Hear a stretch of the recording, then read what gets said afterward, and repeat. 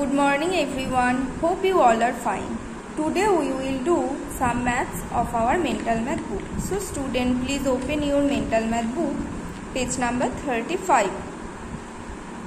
Page number 35 question number 1. Find the value of 57 plus 11 minus 23.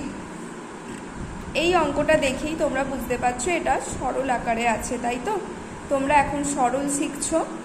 যোগ এবং বিয়োগ থাকলে প্রথম কোন কাজ করতে হয়? প্রথম যোগের কাজ করতে হয়। তাহলে 57 আর 11 যদি আমরা প্লাস করি তাহলে হবে 68। 68 থেকে 23 মাইনাস করতে হবে। মাইনাস করলে কত হবে? 45। এরপর দেখো question number 2। 17 cars will have how many wheels? 17টি কার্স অর্থাৎ গাড়ির কতগুলি চাকা? কারের কতগুলি চাকা হয় আমরা জানি, 4টি চাকা। তাহলে একটি কারের যদি 4টি চাকা হয় তাহলে 17টি কারের কতটি চাকা হবে? 17 × 4। আনসারটা তোমরা এখানে বসাবে। Question number 3। In 8904 the digit 0 stand for. এই যে 8904 এর মধ্যে যে শূন্য অঙ্কটি আছে সেটি কোন স্থানে আছে? Ones, tens, 100, 1000।